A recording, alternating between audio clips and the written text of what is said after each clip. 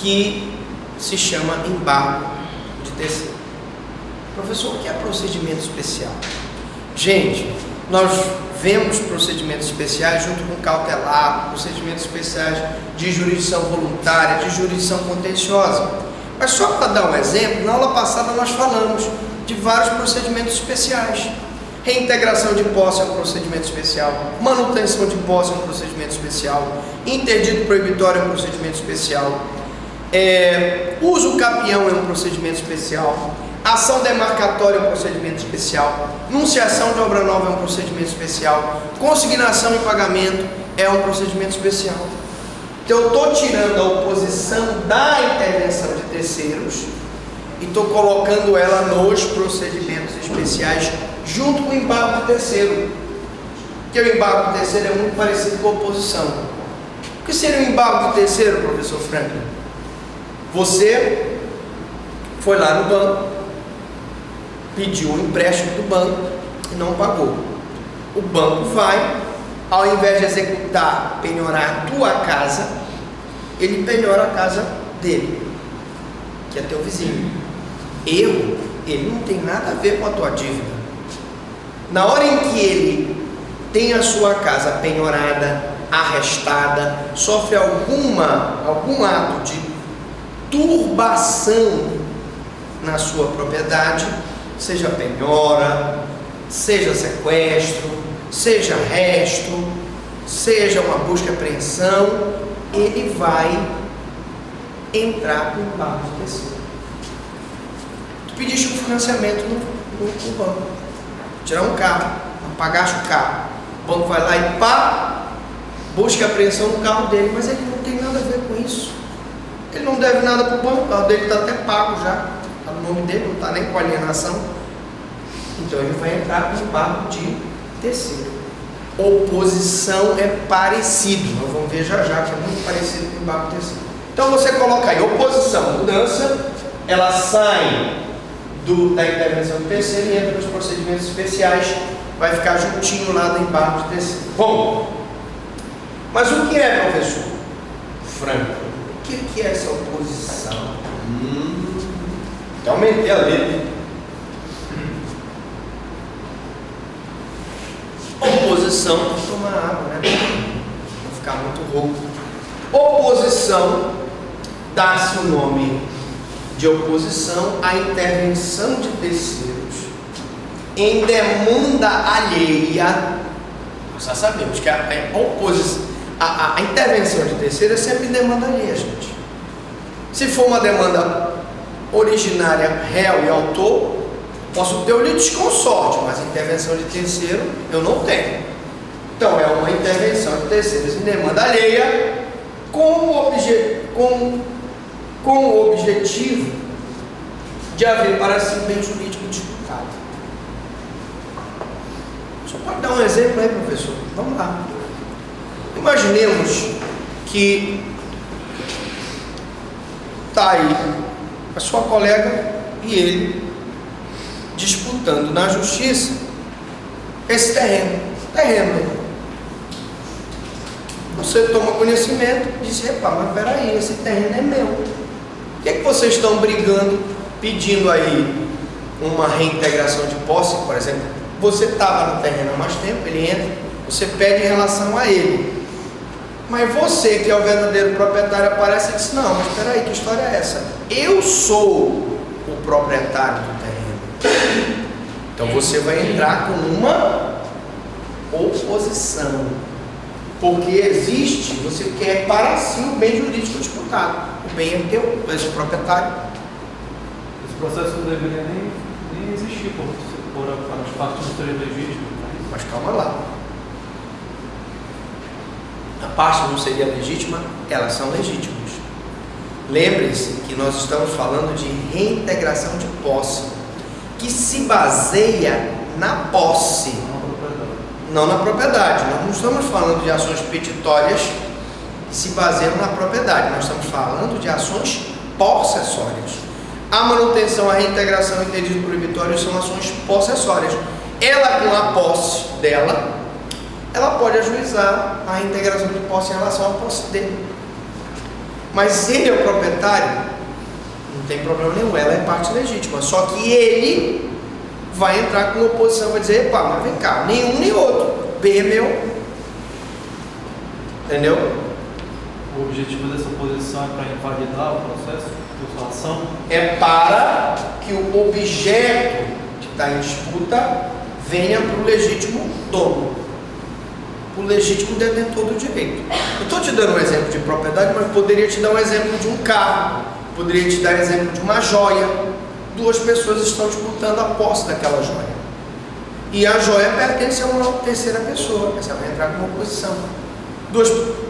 Duas pessoas disputam um carro, uma obra de arte, e aquela obra de arte pertence a uma outra pessoa. Por exemplo, tem hoje uma briga entre um museu alemão e um museu inglês por uma obra de arte que não é nem inglesa e nem alemã. É um pedaço do Parthenon que está no Museu de Londres. Aí a Alemanha, o museu alemão, entrou com ação dizendo: epa, mas olha, quem tinha esse pedaço aqui, essa obra, esse pedaço do Parthenon, estava em Berlim. Nós queremos que o Museu de Londres devolva. O Museu de Londres disse: não, isso aqui veio para cá legalmente e tal. Só que quem ficou sabendo disso? A Grécia.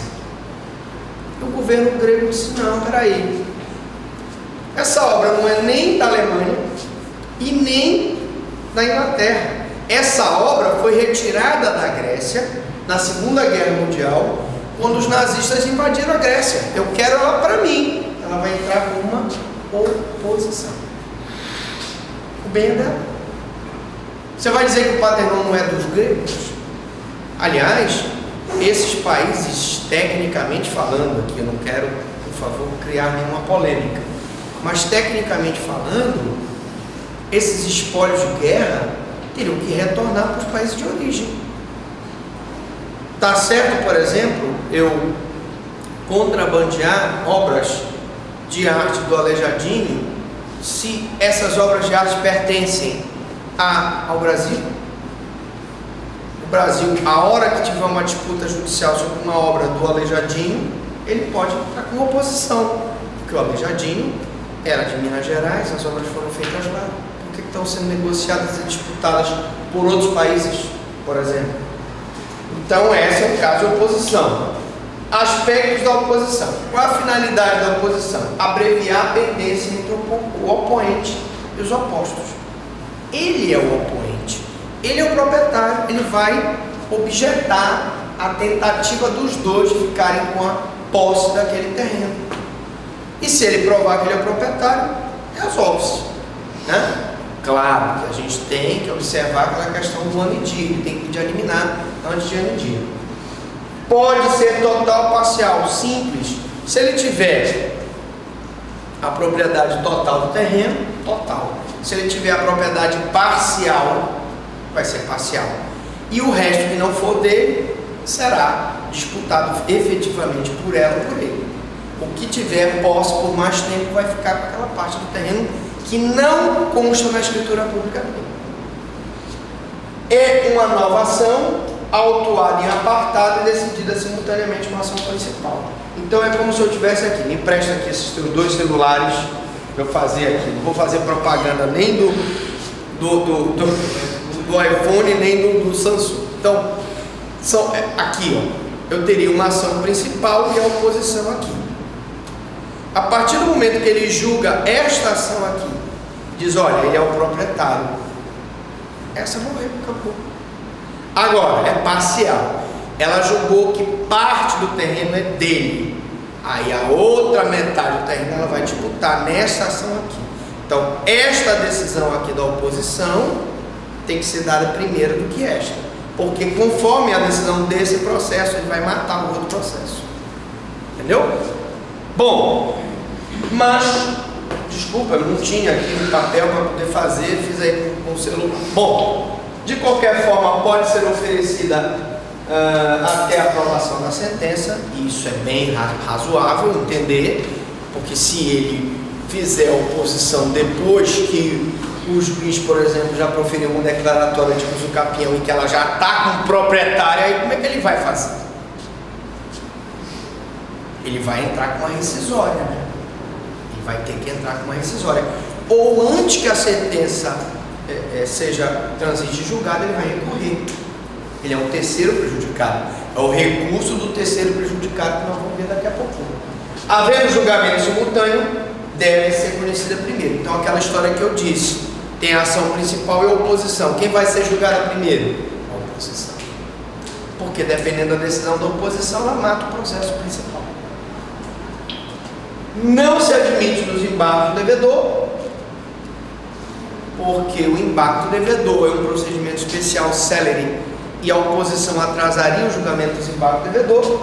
Não se admite no processo cautelar, cujo objetivo é só acautelar o processo de conhecimento ou execução, e também não se admite no processo de execução, porque o processo de execução, como nós vimos, ou ele tem um título judicial, é a própria sentença, e aí ele não pode, depois que já tiver uma sentença, transitar e julgar, e ela já está executando a sentença, ou seja, já está se emitindo na posse, como a pessoa que ganhou a ação de uso capião, aí não tem mais como fazer.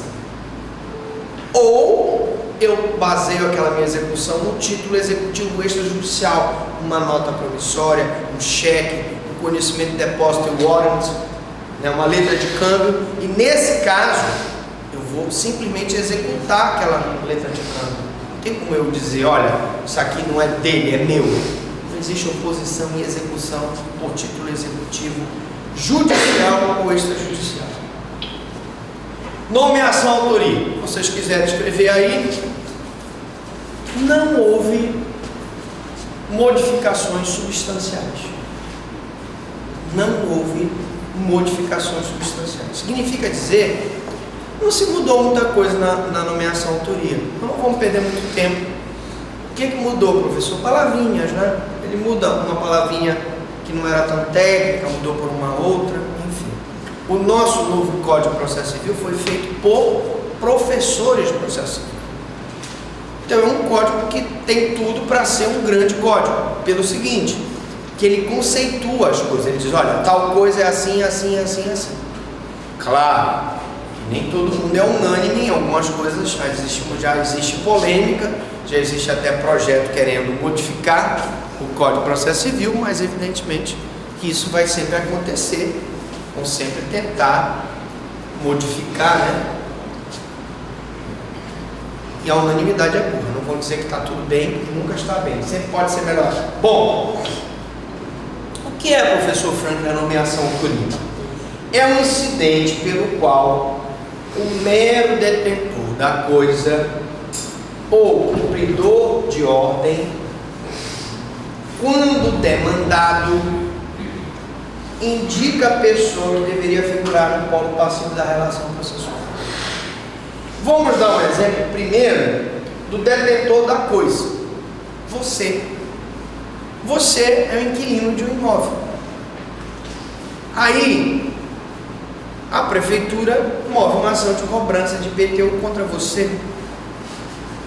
Quando você recebe aquela citação, você vai dizer, epa, mas espera aí, a obrigação de pagar esses IPTUs aqui, inclusive foi num período que eu nem estava aqui nesse imóvel, então eu vou ter que fazer o quê? Nomear a autoria de quem? Do locatário, que era ele que era obrigado a pagar aquele IPTU. Então, no prazo de 15 dias da contestação, como preliminar de contestação, eu vou arguir, vou pedir a nomeação, a autoria do locatário. Não é ele que tem que pagar o IPTU? É. Professor, mas poxa, o contrato estava lá que eu tinha que pagar. Pode até ser que tu tinhas que pagar, mas quem tinha que estar com parte legítima da relação jurídica processual era o proprietário do imóvel, não você, o inquilino. Ainda mais se o período de IPTU cobrado não era o período que você estava lá em locação. Outro exemplo, o cumpridor de ordem.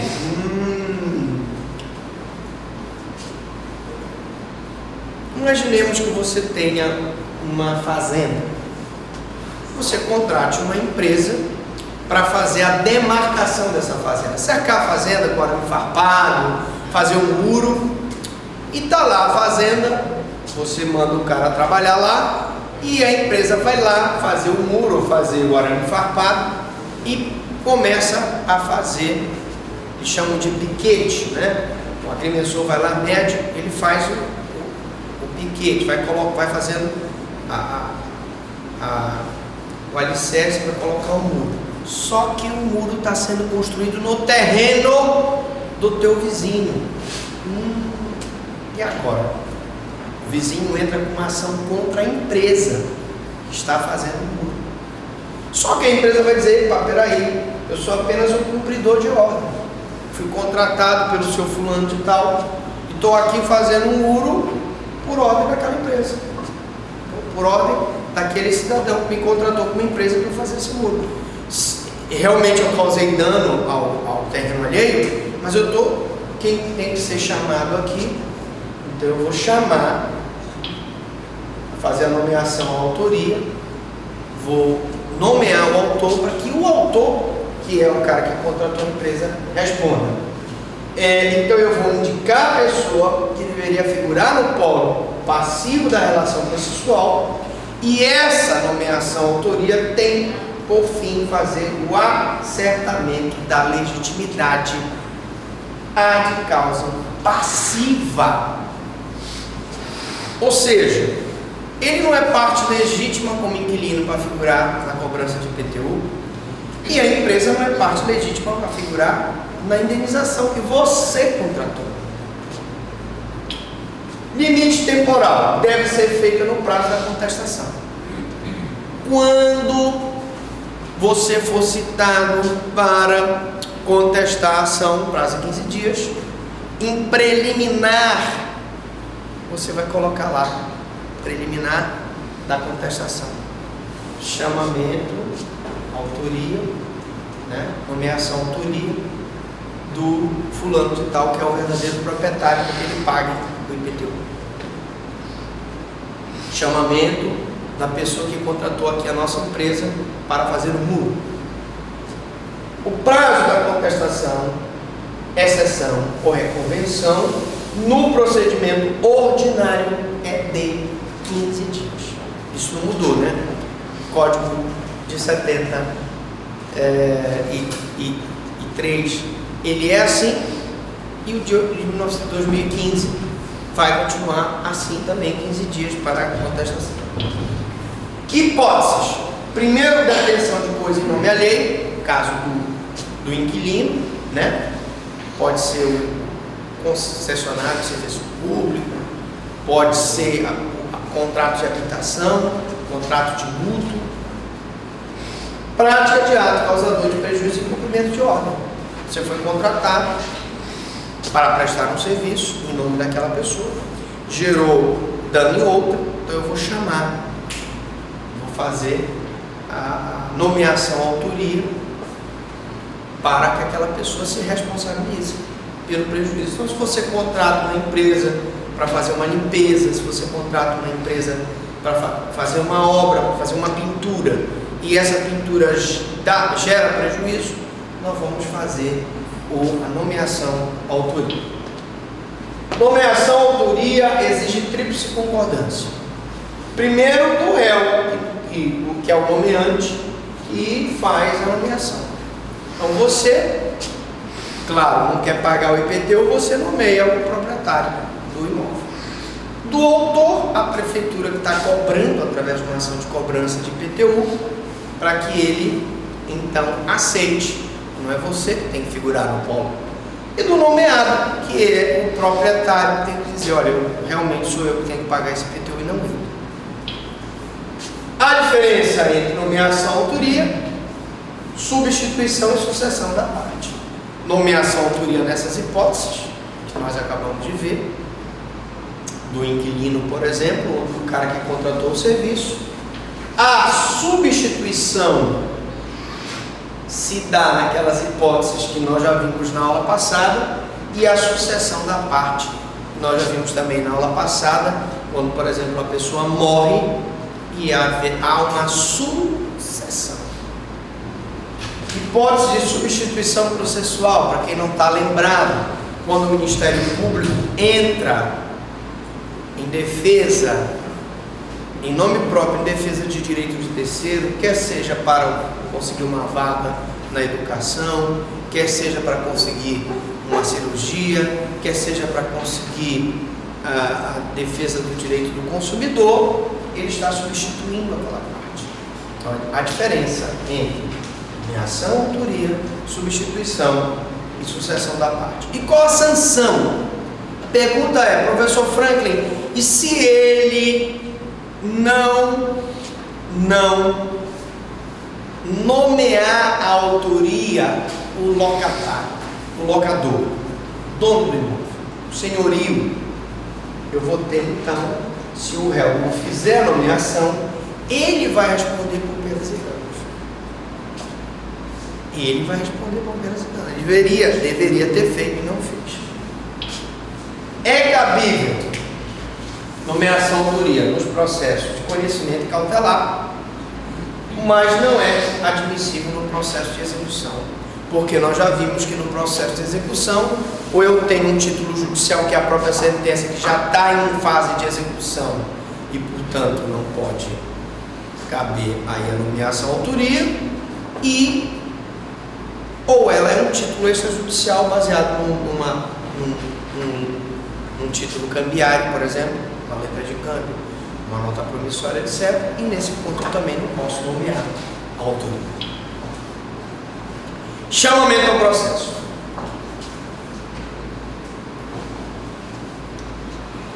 Coloque assim: não houve modificações substanciais no chamamento ao processo. Não houve. Mudou assim umas palavrinhas, né? Mas substancialmente continua a mesma coisa. Conceito: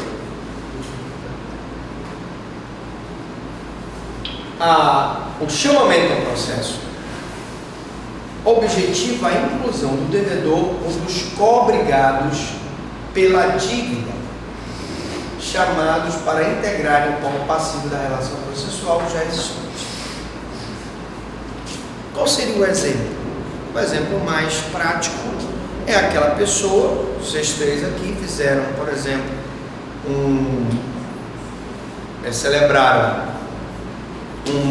fizeram uma sociedade de cotas de responsabilidade limitada, e só um de vocês foi executado, só você, e você vai dizer: poxa, mas eu não tenho a obrigação de assumir sozinho essa dívida, vou ter que fazer, né, o chamamento à lide dos meus co-obrigados pela dívida, que são chamados a pagar cada um com a sua parte. Você tem 50%, você paga 50%. Ele tem 25%, ele paga 25%. Ela tem 25%, ela paga 25%. O que não pode é você responder sozinho pela dívida da empresa. Então, isso é chamamento à lide.